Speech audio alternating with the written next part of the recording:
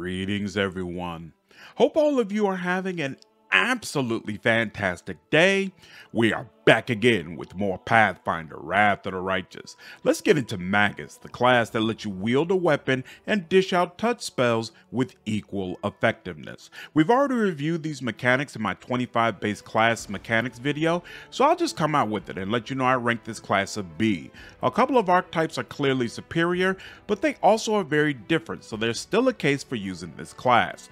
The first archetype is Arcane Rider. You lose spell recall and improve spell recall, which significantly impacts how many spells you can use per day. You also lose all 3 ranks of Magus bonus feats, but instead you get a new version of bonus feats, which includes all the mounted feats as well, so there's no real loss here. You also lose medium and heavy armor proficiency, but this is irrelevant since you'll be mounted on your pet, and the pet's armor class is what enemies will have to target. Speaking of which, in exchange for these losses, you gain a pet right at level 1. You must choose either a horse or a black horse, which is unfortunate since it doesn't have the tripping abilities of the wolf or dog. The advantage of a horse is that you can mount it right at level 1, whereas most pets require that you wait until level 7. Pets are fantastic, so obviously this is a huge advantage. In addition to this, all of the abilities that spend arcane pull points will also apply to your mount. This again is a big deal, since some of these will significantly help your mount in melee combat. At level 7, you gain the ability to spend 1 point from the arcane pull, and as a move action, teleport anywhere within a 30-foot range. A lot of the tough encounters in this game revolve around meat shields, blocking your progress to protect powerful backline casters that launch devastating spells against your party. Being able to teleport both you and your mount into the exact best position with just a move action is a big deal. At level 14, you can do this as a swift action, and it will automatically haste both you and your mount. This is bananas. The haste effect is irrelevant because more than likely your entire team is already hasted, but being able to teleport anywhere on the map as a swift action means you can then immediately execute a full action on any nearby enemy. I rank this class an S. Again, positioning is everything in this game, and this class lets you blow up an enemy's backline pretty much at will. On top of that, it loses very little of what the Magus has that would actually help this playstyle. Next on the list is Armored Battle Mage. You lose full access to your arcane pool, and instead it's replaced with a mechanic we'll walk through in a bit. You also lose all rankings of spell combat and 2 rankings of Magus Arcana, which is a huge blow to this class's ability to deal damage. In exchange for this, you can wear medium armor starting at level 1 instead of at level 7. In addition, your arcane pool is changed so that it can only be used to enhance armor instead of weapons. Same usual rules apply. It can provide an armor enhancement bonus up to +5, or you can convert the bonus into other effects such as fortification or spell resistance. Starting at level 3, you gain 4 rankings of armor training, which is going to increase your armor's dexterity bonus while reducing your armor check penalty. This is especially useful since you gain heavy armor proficiency at level 7 instead of level 13. Overall, I give this class a D. In my opinion, Wrath of the Righteous is a game where the best defense is a fantastic offense. This class sacrifices a ton of offensive capability to make armor more effective for you. Even if what you really want is an armored arcane caster, there are much better options than this. Next up we have Eldritch Archer. You lose access to Counter-Strike, which completely makes sense considering this class attacks strictly at range. In exchange, you get ranged spell combat, which allows you to cast spells through your ranged weapon the same way a Magus can do it through a melee weapon. At level 2, you get ranged Spell Strike, which functions in the exact same way as Spell Strike, except you use a ranged weapon instead of a melee weapon. I rank this class a B+. You keep everything that is great about Magus and just apply it to ranged weapons. I think this works a little bit better than the base class because you do not have to consider defensive abilities nearly as much. Next we have Eldritch Scion. You lose spell recall and improve spell recall, which again greatly impacts how many spells you can use each day. In addition, improved spell combat is pushed from level 8 to level 14, and greater spell combat is pushed from level 14 to level 18. This loss will to some degree impact how effectively you can cast touch attack spells. In exchange for this, we gain a bloodline, which will provide you with additional feats, spells, and abilities. Bloodlines are awesome, so this is definitely a nice addition. On top of this, your casting attribute changes from intelligence to charisma, and you cast spells spontaneously instead of memorizing them. In and of itself, this is not a reason to celebrate. The real draw is if you combine this subclass with the Scale Fist Monk subclass. This will let you add your charisma modifier to your armor class, which could be very impactful if you invest in that attribute. I rank this class a B+. It doesn't work that well if you take it up to 20, which hurts its ranking. Despite this, with a small investment in Monk, this class really shines and it's a lot of fun to play. Next on the list is Hexcrafter. You lose spell recall and improve spell recall, which, as I've said before, negatively impacts your spell rotation. In exchange for this, you gain all spells at spell level 6 or lower that have the curse descriptor. This is irrelevant because as a magus, you should not be cursing enemies. You should either be buffing yourself or damaging opponents, so this is useless. At level 6, you gain the first of 5 ranks in Hex Arcana, which allows you to choose a hex in place of a Magus Arcana. As your level increases, you will gain access to more powerful hexes.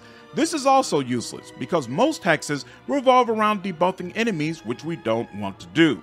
The hexes that do buff you have very short durations that require you to use a move action to extend them. Obviously, we don't want to do this because that prevents you from using a full action to decimate enemies. Ladies and gentlemen, we are finally here. I know many of you have been waiting for this, and I deeply appreciate your patience. Finally, we have our first F ranking for a class. Hexcrafter is absolute pure garbage, and I cannot recommend you stay away from this class strongly enough. Next is Spelldancer, the elf-specific class. You lose the ability to use your arcane pool for weapon enhancement, which is obviously deeply impactful. You also lose 1 rank of bonus combat feats, which definitely hurts a class that was already feat-starved. Finally, you lose medium armor and heavy armor proficiency, which also hurts the class, but you get something else to make up for it. In exchange for this, you gain Spell Dance, which will let you use a swift action and points from the arcane pool to give yourself a dodge bonus to AC against attacks of opportunity and an enhancement bonus to your movement rate for 1 minute. This bonus steadily increases as you level up. At 5th level, while in the Spell Dance, you can, as a swift action, cast Blur or Haste on yourself. More than likely, somebody on your team is regularly casting Haste, but the Blur effect is definitely welcome. Keep in mind this buff will only last for 1 round, so I don't really consider this a useful upgrade. At level 9 during the Spell Dance, you can teleport as a swift action. Positioning is huge in this game, so being able to teleport anywhere you want without using a spell slot is definitely welcome. Finally, at level 13, you can cast Freedom of Movement as a swift action. I have played through this game twice on Core and have never casted Freedom of Movement. That spell was a must-have in Kingmaker, but in Wrath of the Righteous, as long as you have properly prepared beforehand, it's really not necessary. I am not sure why that's the ultimate mechanic of this ability. In addition to all of this, you gain Arcane Movement at level 5, which adds a competence bonus to your mobility and stealth checks when you cast a spell. This is irrelevant, since getting high ranks in those skills is not difficult at all, not to mention Magus doesn't even have stealth as a class skill. At level 7 and 13, you will gain a bonus of up to +4 to your armor class, as long as you are wearing light or no armor. More armor class for a melee character is always nice, so this is a welcome addition.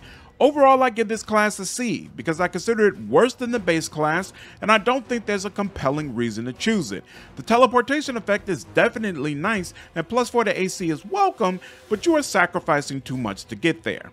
Quick note before we review Sword Saint: if you enjoyed this video, I would really appreciate you subscribing and hitting the like button. This information tells me which content the channel is enjoying and helps my videos spread to more people. I really appreciate all of the support. Last on the list is Sword Saint. You lose proficiency in light armor, medium armor, heavy armor, and martial weapons, so this class can only use simple weapons. You also lose Magus Arcana and True Magus, which impacts what buffs you'll be able to apply to yourself. Finally, you lose Spell Recall and Improved Spell Recall, which negatively impacts how many spells you can use per day. In exchange for all of this, you gain a weapon focus feat for your chosen weapon right at level 1. That's a very nice +1 bonus to attack rolls, and it opens up other feats that are very useful for a melee character to have. You are also able to add 1 point of your intelligence modifier per class level to your armor class. This is definitely helpful since intelligence is your casting attribute and you would need to devote points into it regardless.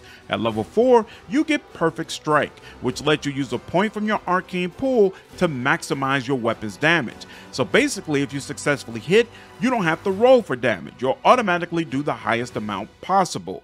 This doesn't apply to critical hits. However, you can spend 2 points from your arcane pool to increase your weapon's critical multiplier by 1. This is a big deal and can turn into a significant amount of damage even when you don't crit. At level 7, your initiative rolls uses both your intelligence and dexterity modifiers. High initiative is huge in this game, especially at later levels, so this is very nice. You gain the fighter training ability at level 7 instead of level 10, and it counts your Sword Saint level -3 for fighter feats. This will make it easier to pick up weapon specialization and its upgrade, which when combined with the mythic version will significantly increase your damage. At level 9, you can add your intelligence modifier to critical hit confirmation rolls and use your Magus level in the place of base attack bonus to qualify for feats. Both of these are definitely useful to you as you make the slow climb to level 20. At level 11, you get additional attacks of opportunity equal to your intelligence modifier, and this stacks with the combat reflexes feat. Attacks of opportunity are very important for any melee character because a lot of enemies like to run past your front line to the back line. If your frontliners don't punish enemies for doing this, they will absolutely tear your casters and ranged characters apart. All melee characters should have Outflank, which triggers an attack of opportunity when one of them does a critical hit. Characters only get 1 attack of opportunity per round, so you need to figure out how to give them more so that Outflank can be triggered and wandering enemies can be punished in the same round. The easiest way to do that is taking combat reflexes, and this ability stacks with the feat, or you might even consider not taking the feat even though this upgrade doesn't come until mid-game.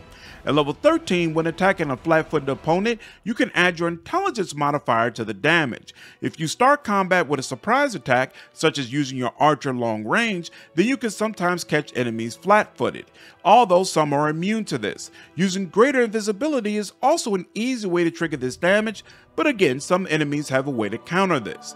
At level 19, your initiative roll is always a natural 20, and considering your intelligence and dexterity modifiers are added to this, it's all but guaranteed you are going early. Finally, at level 20, all of the critical threats with your chosen weapon automatically confirm, and its critical multiplier is increased by 1.